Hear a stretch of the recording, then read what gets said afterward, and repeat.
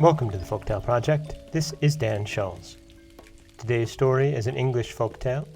Comes to us from Joseph Jacobs. This is The Ass, the Table, and the Stick.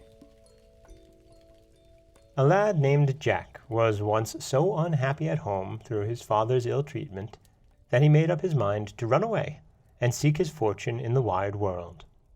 He ran and he ran till he could run no longer, and then he ran right up against a little old woman who was gathering sticks. He was too much out of breath to beg pardon, but the woman was good-natured, and she said he seemed to be a likely lad, so she would take him to be her servant, and would pay him well. He agreed, for he was very hungry, and she brought him to her house in the wood, where he served her for 12 months and a day.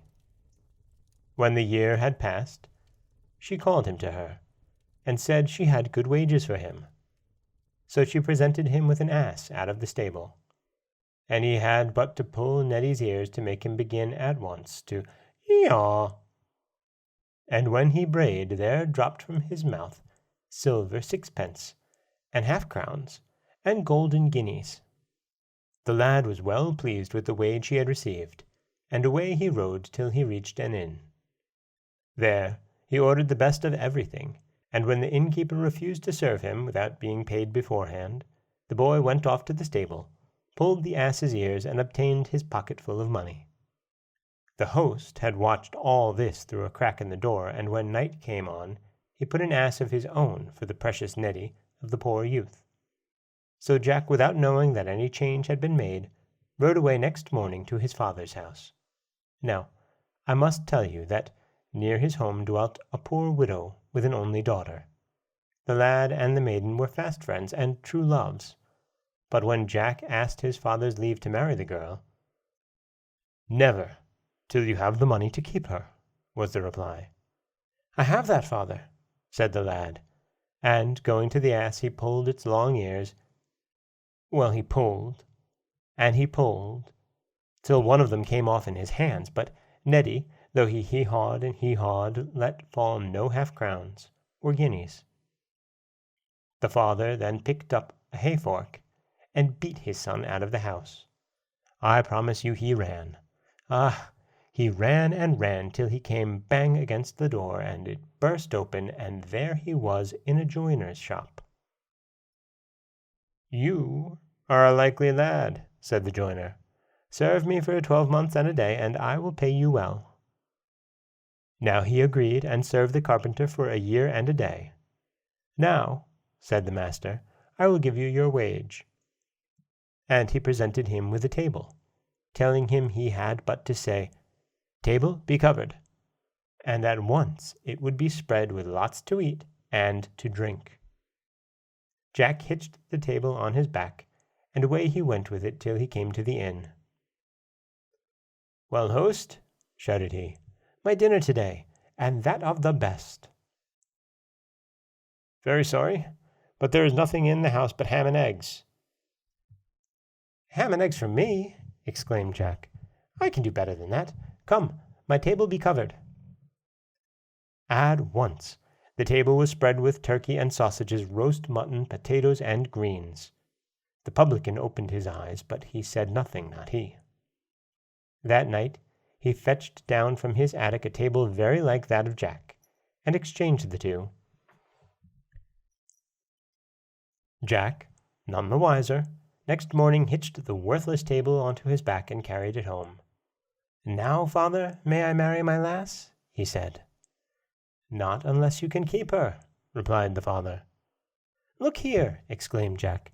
"Father, I have a table which does all my bidding." "Let me see it," said the old man.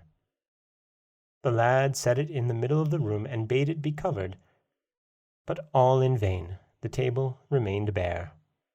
In a rage the father caught the warming pan down from the wall and warmed his son's back with it, so that the boy fled howling from the house, and ran until he came to a river and tumbled in. A man picked him out and bade him assist him in making a bridge over the river. And How do you think he was doing it? Why, by casting a tree across. So Jack climbed up to the top of the tree and threw his weight upon it, so that when the man had rooted the tree up, Jack and the tree head dropped onto the farther bank. "Thank you," said the man, "and now for what you have done I will pay you."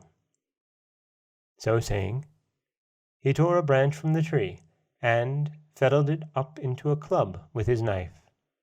"There," exclaimed he, "take this stick, and when you say to it, 'Up stick and bang him,' it will knock anyone down who angers you."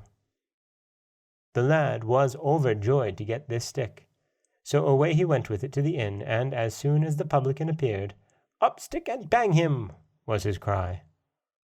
At the word the cudgel flew from his hand and battered the old publican on the back, rapped his head, bruised his arms, tickled his ribs till he fell groaning on the floor.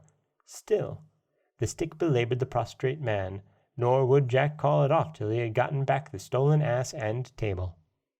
Then he galloped home on the ass, with the table on his shoulders and the stick in his hand. When he arrived there, he found his father was dead. So he brought his ass into the stable, and pulled its ears till he had filled the manger with money. It was soon known through the town that Jack had returned rolling in wealth, and accordingly all the girls in the place set their caps at him. "Now," said Jack, "I shall marry the richest lass in the place, so tomorrow do you all come in front of my house with your money in your aprons." Next morning the street was full of girls with aprons held out, and gold and silver in them. But Jack's own sweetheart was among them, and she had neither gold nor silver. Naught but 2 copper pennies, that was all that she had. "Stand aside, lass," said Jack to her, speaking roughly. "Thou hast no silver nor gold, stand off from the rest." She obeyed, and the tears ran down her cheeks and filled her apron with diamonds. "Up stick and bang them," exclaimed Jack, whereupon the cudgel leaped up, and running along the line of girls, knocked them all on their heads and left them senseless on the pavement. Jack took all their money and poured it into his true love's lap. "Now, lass," he exclaimed, "thou art the richest, and I shall marry thee."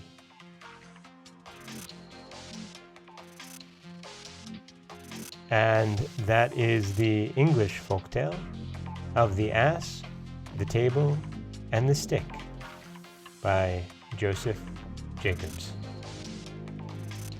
This is Dan Scholes for the Folktale Project. Don't forget that you can subscribe to the podcast on Apple Podcasts, Stitcher, Google Play, Overcast, anywhere that you like to get your podcasts.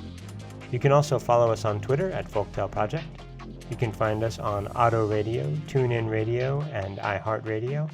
And you can always head over to folktaleproject.com, where you'll find a new story waiting for you every weekday morning. Thanks for listening.